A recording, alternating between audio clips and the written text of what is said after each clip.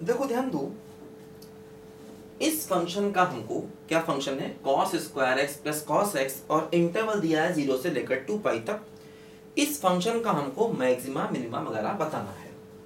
देखो ध्यान दो, अब जैसे ये फंक्शन एक कंटिन्यूअस और डिफरेंशिएबल फंक्शन है, कोई समस्या नहीं है, तो हम इसका सबसे पहले कर देते हैं डिफरेंशिएशन।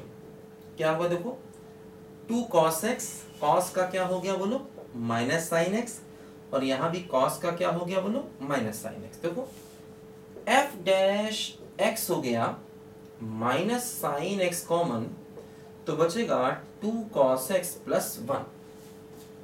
ठीक है, अब देखो पहले तो ये ध्यान दो कि ये डिफरेंशिएशन कहां कहां पर जीरो होगा।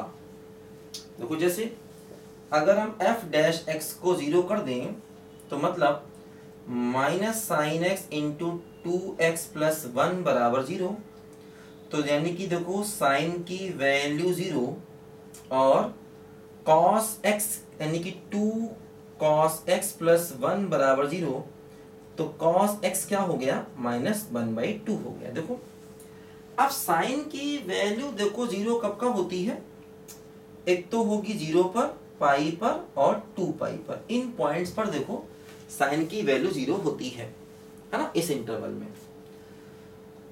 cos की देखो वैल्यू माइनस 1/2 कब होती है, cos नेगेटिव कहां होगा, सेकंड में और थर्ड में। सेकंड में देखो cos नेगेटिव कब कब होगा, सेकंड में और थर्ड में। जैसे हमें cos की वैल्यू माइनस 1/2 चाहिए,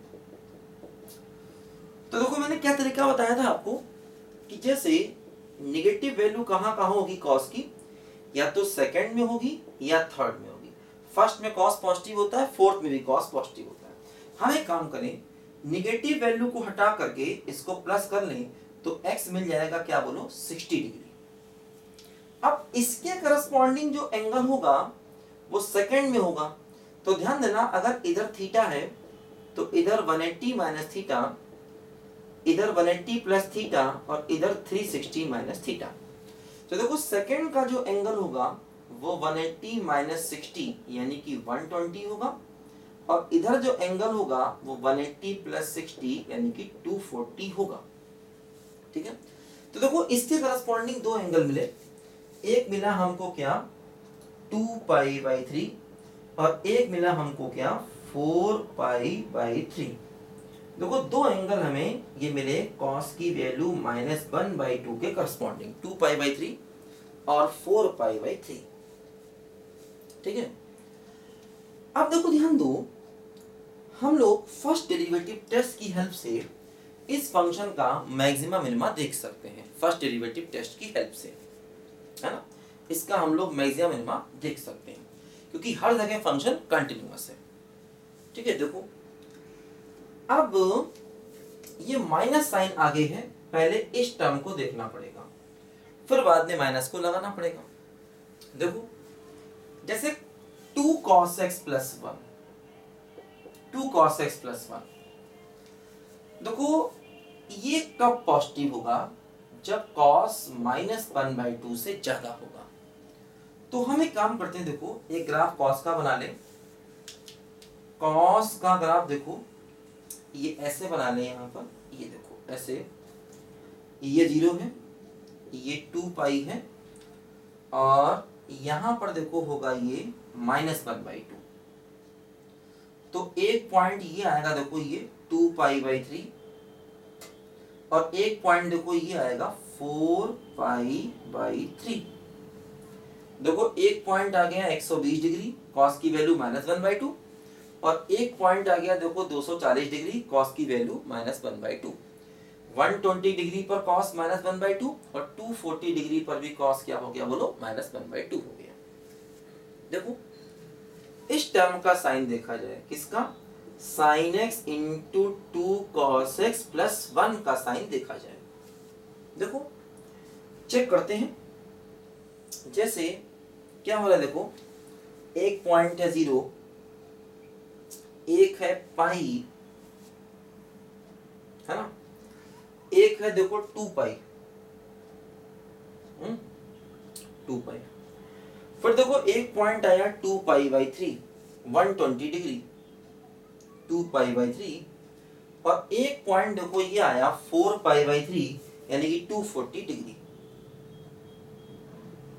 देखो है, तो देखो 0 है, पाई है, 2π है, जहां पर डिफरेंशिएशन 0 हो रहा है उन पॉइंट्स को देखा पहले। देखो साइन x को अगर देखते हैं तो 0 से लेके पाई तक साइन पॉजिटिव होता है, ये हमको मालूम है। 0 से पाई तक साइन पॉजिटिव होता है, और पाई से 2π तक देखो साइन नेगेटिव होता है। ठीक है, फिर देखो इस टर्म को देखना होगा, किसको, 2cos x प्लस 1 को देखना होगा, है ना, 2cos x प्लस 1 को देखना होगा। ये पॉजिटिव कब होगा, जब cos -1/2 से ज्यादा होगा। देखो जैसे 0 से लेके 2π/3 तक cos की वैल्यू इस लाइन के ऊपर है, तो मतलब cos की वैल्यू -1/2 से ज्यादा है, यानी ये टर्म पॉजिटिव है। तो देखो 0 से लेकर के 2π/3 तक ये पॉजिटिव, देखो 0 से लेकर के 2π/3 तक ये पॉजिटिव है। देखो ध्यान दो, देखो 0 से लेके 2π/3 तक देखो जो cos का ग्राफ है वो -1/2 के ऊपर है, तो 0 से लेके 2π/3 तक cos का ग्राफ -1/2 के ऊपर है, मतलब ये टर्म पॉजिटिव है। 2π/3 से देखो 4π/3 तक, देखो ये यहां पर ऐसे हुआ, देखो 2π/3 से 4π/3 तक देखो क्या हो रहा है, cos का ग्राफ इस लाइन के नीचे है, मतलब ये टर्म निगेटिव हो जाएगा। देखो 2π/3 से 4π/3 देखो ये टर्म निगेटिव हो जाएगा। 4π/3 से 2π तक देखो फिर से ये ग्राफ -1/2 के ऊपर हो गया, मतलब देखो ये पॉजिटिव हो गया, ध्यान दो, है ना। 0 से 2π/3 तक देखो क्या हो रहा है, ये cos का ग्राफ -1/2 के ऊपर है, मतलब पूरा टर्म पॉजिटिव।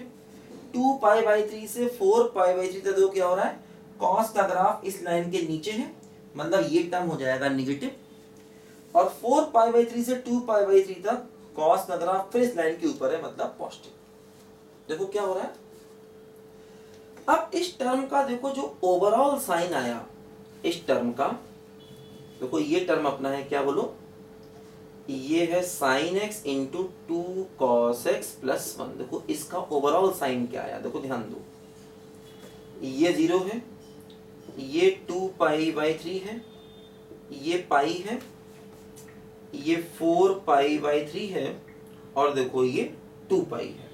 देखो क्या आया, इन दोनों के बीच में एक पॉजिटिव एक निगेटिव, मतलब देखो निगेटिव, इधर देखो दोनों निगेटिव तो कुल मिला के पॉजिटिव, इधर देखो एक पॉजिटिव एक निगेटिव तो कुल मिला के निगेटिव, इधर देखो दोनों पॉजिटिव तो कुल मिला के क्या हुआ, बोलो, पॉजिटिव।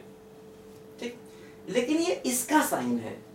अब आगे अगर माइनस लगा दोगे तो ये साइन पूरे आपस में बदल जाएंगे, है ना। देखो अगर आगे माइनस लगा दिया मतलब पूरे का साइन, तो जहां निगेटिव है वहां पॉजिटिव हो जाएगा, जहां पॉजिटिव है वहां निगेटिव हो जाएगा, है ना। क्योंकि देखो अगर हमने आगे माइनस लगा दिया तो पूरे का साइन जो है वो बिल्कुल चेंज हो जाएगा, है ना। देखो अब इसका साइन क्या हुआ, देखो ये है 0, फिर देखो 2π/3, है ना, फिर देखो आया पाई, फिर देखो आया 4π/3, फिर देखो आ गया 2π, है ना। देखो अब पूरे का साइन देखना है ना, पूरे का साइन हमें देखना है, तो क्या होगा, देखो यहां निगेटिव था तो देखो यहां हो गया पॉजिटिव, फिर यहां पॉजिटिव था, देखो यहां हो गया निगेटिव, यहां देखो निगेटिव था और यहां देखो क्या हो गया, बोलो, पॉजिटिव, और यहां पर पॉजिटिव था, देखो ये क्या हो गया, बोलो, नेगेटिव। तो देखो यहां से हमें फर्स्ट डेरिवेटिव का साइन दिख गया। देखो 2π/3 पर क्या हो रहा है, बोलो, नेगेटिव टू पॉजिटिव, मतलब मिनिमा है, मिनिमा, है ना, नेगेटिव टू पॉजिटिव मिनिमा। पाई पर क्या हो रहा है, बोलो, पॉजिटिव टू नेगेटिव, मतलब मैक्सिमा। और 4π/3 पर देखो फिर नेगेटिव टू पॉजिटिव मतलब मिनिमा, ध्यान दीजिए। हाँ ऐसे देखो यहाँ पर हो गया है ना। इस पर क्या हो रहा है, निगेटिव टू पॉजिटिव मतलब मिनिमा, है ना। इस पर क्या हो रहा है, पॉजिटिव टू निगेटिव मतलब मैक्सिमा, और इस पर देखो फिर निगेटिव टू पॉजिटिव मतलब मिनिमा। 0 पर और 2π पर देखने के लिए ग्राफ का आइडिया लेना पड़ेगा थोड़ा सा। 0 पर और 2π पर देखने के लिए हमें ग्राफ का आइडिया लेना पड़ेगा। देखो क्या हो रहा है, 0 के पीछे फंक्शन डिक्रीजिंग है, इसका मतलब 0 पर मैक्सिमा हो जाएगा, और 2π के पीछे फंक्शन इंक्रीजिंग है, मतलब 2π पर भी मैक्सिमा हो जाएगा, है ना। ठीक है, क्योंकि देखो एंड पॉइंट्स पर ऐसे फर्स्ट डेरिवेटिव टेस्ट काम नहीं करेगा। एंड पॉइंट्स पर ग्राफिकल आइडिया लेना पड़ेगा। देखो क्या हो रहा है एंड पॉइंट पर, ध्यान दे जरा। अगर हम देखो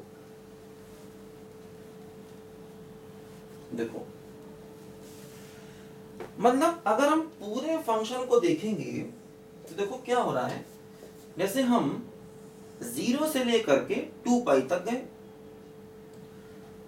0 पर फंक्शन की वैल्यू 2 हो जाएगी। देखो 2, 0 पर फंक्शन की वैल्यू 2 हो जाएगी। अगर x को 0 रखेंगे cos 0 1 1 2 हो जाएगा। जैसे ही 0 के आगे बढ़ेंगे देखो f डैश निगेटिव है, f डैश निगेटिव का मतलब फंक्शन कुछ डिक्रीज करेगा। ठीक है, तो इसका मतलब 0 पर क्या हो गया, लोकल मैक्सिमा हो गया, लोकल मैक्सिमा कंफर्म है। क्योंकि देखो 0 पर y की वैल्यू 2 है, अगर x को 0 रखोगे तो cos 0 1 cos 0 1 1 1 कितना हो गया, बोलो 2। तो 0 पर y की वैल्यू कितनी हो गई, बोलो 2 हो गई, ध्यान दो। लेकिन जैसे 0 के आगे बढ़ोगे देखो ये f डैश x का साइन है जो कि निगेटिव है, फंक्शन डिक्रीज कर जाएगा। तो मतलब 0 पर मैक्सिमा हो गया, कंफर्म हो गया, है ना। 0 पर देखो लोकल मैक्सिमा हो गया, ये बात कंफर्म हो गई, मैक्सिमा। ठीक है, अच्छा अब देखो 2π पर देखें। 2π पर देखो 2π पर x को 2π रखोगे cos 2π 1 होता है, ये भी 1 हो गया, फिर से 2 हो गया। देखो 2π पर भी वैल्यू 2 हो गई, है ना। और 2π के पीछे फंक्शन इंक्रीजिंग है, इंक्रीजिंग मतलब कुछ ऐसा रहा होगा। तो देखो 2π पर भी मैक्सिमा हो गया, ध्यान दो 2π पर भी मैक्सिमा हो गया। देखो maxima minima maxima minima maxima. Actually क्या होता है, ध्यान देना, अगर कोई फंक्शन कंटिन्यूअस होता है ना, तो उसमें मैक्सिमा मिनिमा एक एक करके मिलते हैं। अगर कोई फंक्शन कंटिन्यूअस होता है तो उसमें 2 मैक्सिमा या 2 मिनिमा लगातार नहीं मिलते हैं। Maxima minima maxima minima 1 by 1 मिलता है कंटिन्यूअस फंक्शन के केस में, ध्यान देना, है ना। अगर डिसकंटिन्यूअस है तो कुछ भी हो सकता है। फिर अगर फंक्शन कंटिन्यूअस है तो मैक्सिमा मिनिमा मैक्सिमा मिनिमा आपको लगातार मिलेंगे, है ना। 2 मैक्सिमा कंसेक्यूटिव नहीं मिलेंगे या 2 मिनिमा कंसेक्यूटिव नहीं मिलेंगे। अगर एक मैक्सिमा है तो फिर मिनिमा होगा, मैक्सिमा है तो मिनिमा होगा, ऐसे चलेगा सीक्वेंस वाइज। अगर फंक्शन कंटिन्यूअस है तो ये ध्यान रखना, कंटिन्यूअस है तो मैक्सिमा मिनिमा 1 बाय 1 मिलते हैं, ध्यान देना इस बात पे। ठीक है, तो कुछ ऐसे हम चेक कर चुके हैं 0 पर मैक्सिमा और 2π पर भी मैक्सिमा। अगर मान लो इस फंक्शन का ग्राफ बनाना हो, जैसे मान लो हमें इस फंक्शन का ग्राफ बनाना हो तो क्या करेंगे, देखो ध्यान दो, ट्रिग्नोमेट्रिक फंक्शन है, इसका ग्राफ बनाने के लिए हमेशा फंक्शन का पीरियड चेक करना पड़ता है। देखो मैंने बताया था cos का पीरियड 2π और cos स्क्वायर का पीरियड पाई होगा। मैंने बताया था आपको cos स्क्वायर का पीरियड पाई होगा, बोलो भाई cos स्क्वायर का पीरियड क्या होगा, पाई। तो इसका पीरियड पाई और इसका 2π, तो दोनों का एलसीएम क्या हो जाएगा, 2π। तो इस पूरे फंक्शन का पीरियड 2π है, ध्यान दो, है ना। क्योंकि देखो cos स्क्वायर का पीरियड पाई होता है, क्योंकि देखो cos स्क्वायर पाई के बाद रिपीट कर जाएगा। अगर हम cos स्क्वायर x को fx ले लें और उसमें x की जगह पाई प्लस x रख दें तो फंक्शन की वैल्यू सेम आ जाएगी। मतलब cos स्क्वायर का पीरियड पाई हो गया और cos का पीरियड 2π होता है, तो 2π और पाई का एलसीएम क्या हो जाएगा, 2π। ठीक, तो फंक्शन का देखो पीरियड जो है वो 2π आ गया है, कंफर्म है। 0 पर वैल्यू 2 है। देखो 0 से लेकर के 2π/3 तक फंक्शन डिक्रीज करेगा। अब देखो 2π/3 पर वैल्यू क्या होगी निकालो, है ना। अगर हम फंक्शन की वैल्यू निकालें, देखो 2π/3 पर फंक्शन की वैल्यू क्या हो, इसको लिख लो जरा, मिटाना है। यहां देखो करते हैं, अच्छा देखो यहां करते हैं,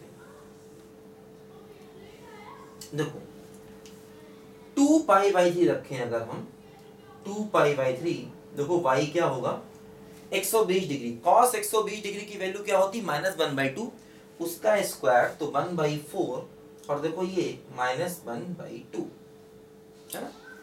120 डिग्री पर बोलो 2π/3 का मतलब 120 डिग्री। तो हमने देखा था 120 डिग्री पर cos की वैल्यू क्या होती -1/2, उसका स्क्वायर है तो 1/4, फिर -1/2। देखो ये हो गया 4, 1 - 2 तो -1/4 देखो आ गया। मतलब देखो 2π/3 पर जो इसकी वैल्यू होगी वो देखो ऐसे -1/4 होगी यहां पर, ठीक है। देखो ऐसे ये वैल्यू -1/4 होगी, ठीक है। फिर देखो इंक्रीज कर गया पाई पर, देखो वैल्यू क्या होगी, अगर x को पाई रखेंगे तो cos पाई क्या होता बोलो -1 का स्क्वायर 1, और -1 देखो वैल्यू 0 हो गई। देखो पाई पर वैल्यू 0 हो गई, है ना। और वैसे भी देखो पाई पर डिफरेंशिएशन भी 0 है। देखो पाई पर डिफरेंशिएशन भी 0 है, तो मतलब पाई पर ये टच करेगा ऐसे करके, देखो x एक्सिस को। पाई पर डिफरेंशिएशन 0 है, मतलब पाई पर ये ग्राफ x एक्सिस को टच करेगा, ठीक है। अच्छा आगे बढ़े, देखो पाई तक इंक्रीज किया, पाई के बाद देखो फिर डिक्रीज किया। कहां तक डिक्रीज किया बोलो 4π/3। देखो यहां पे 4π/3 होगा, ठीक है। देखो x को अगर 4π/3 रखें, देखिए y क्या होगा 4π/3 मतलब 240 डिग्री। 240 डिग्री पर भी cos क्या होगा -1/2 होगा, तो -1/2 का स्क्वायर मतलब 1/4। देखो ये -1/4 आ गया। 240 डिग्री पर देखो फिर से ये वैल्यू -1/4 आ गई, देखो यहाँ पर। और उसके बाद देखो 2π तक, देखो यहाँ पर ये ना 0 के आगे डिक्रीजिंग, 0 से 2π/3 तक डिक्रीजिंग, 2π/3 से देखो पाई तक इंक्रीजिंग, पाई से 4π/3 तक फिर डिक्रीजिंग, और 4π/3 देखो 2π तक फिर इंक्रीजिंग। ऐसे देखो ये फंक्शन का ग्राफ आ गया, है ना। ये देखो हमारे पूरे फंक्शन का देखो ऐसे ग्राफ आ गया, ठीक। देखो 0 पर क्लियर दिख रहा है लोकल मैक्सिमा है, 2π/3 पर देखो लोकल मिनिमा है, पाई पर देखो लोकल मैक्सिमा है, 4π/3 पर देखो लोकल मिनिमा है, और 2π पर देखो फिर से क्या हो गया लोकल मैक्सिमा, है ना। 0 पर लोकल मैक्सिमा, 2π/3 पर मिनिमा, पाई पर मैक्सिमा, 4π/3 पर मिनिमा, और 2π पर देखो फिर से मैक्सिमा। ऐसे देखो यहाँ पर है, ठीक है। देखो मतलब फंक्शन का रेंज भी यहां से आ गया। क्या रेंज हो गया -1/4 से 2 तक। इस फंक्शन का देखो रेंज आ गया -1/4 से 2 तक। देखो ये फंक्शन का रेंज हो गया -1/4 से 2 तक, ठीक है। देखो मैक्सिमा मिनिमा के लिए ग्राफ नहीं बनाना था, ये ग्राफ तो मैंने बता दिया बस नॉलेज के लिए। अब देखो इसके बाद 2π के बाद फिर यही ग्राफ रिपीट कर जाएगा वापस, क्योंकि इसका पीरियड 2π है। मैक्सिमा मिनिमा के लिए, इंक्रीजिंग डिक्रीजिंग के लिए, किसी भी कॉन्सेप्ट के लिए ग्राफ नहीं बनाना, है ना। ग्राफ तो मैंने बता दिया बस आपको नॉलेज के लिए, जिससे आपको नॉलेज रहे फंक्शन का बिहेवियर क्या है, ठीक है।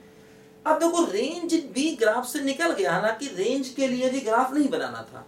ऐसे सवाल तुमको मैंने रेंज निकालने कराए थे, याद है आपको क्या करते थे इन सवालों में।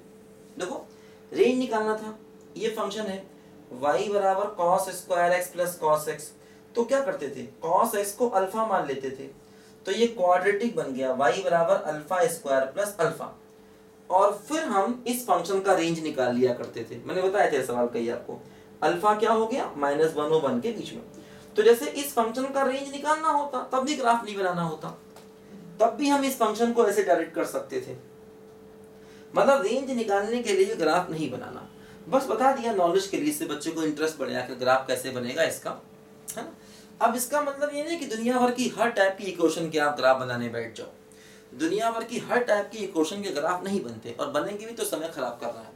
ये कुछ ऐसे फंक्शन है जिनके ग्राफ इंटरेस्टिंग है, इसलिए बता रहा हूँ मैं आपको, है ना। ये नहीं कि अपने मन से कोई भी आपने एक क्वेश्चन लिख ली, उसका ग्राफ बनाने बैठ गए तो दिक्कत हो जाएगी, बहुत समय खराब हो जाएगा। ये कुछ इंटरेस्टिंग क्वेश्चन है जिनके ग्राफ मैं बता रहा हूँ आपको, है ना, या जिनका मैक्सिमम मिनिमम बता रहा हूँ मैं आपको, इसलिए ये इंपॉर्टेंट है, इसलिए बता रहा हूँ, ठीक है। हर एक इक्वेशन का ग्राफ बनाने मत बैठ जाना, समय खराब होगा, कुछ नहीं। देखो ध्यान दो, तो रेंज भी हम इस मेथड से निकाल सकते थे।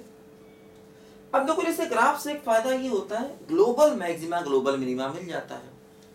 अब देखो 0 पर ग्लोबल मैक्सिमा है, 2 पाई पर भी ग्लोबल मैक्सिमा है, 2 पाई बाई 3 पर देखो ग्लोबल मिनिमा है, और 4 पाई बाई 3 पर भी देखो ग्लोबल मिनिमा है। ध्यान दो, इस पर और इस पर देखो ग्लोबल मिनिमा है, 0 पर ग्लोबल मैक्सिमा है, और 2 पाई पर भी क्या है बोलो, ग्लोबल मैक्सिमा है। ध्यान दो, तो ये हमारे फंक्शन का कंप्लीट जानकारी हमने देखो यहाँ पर ले ली, है ना।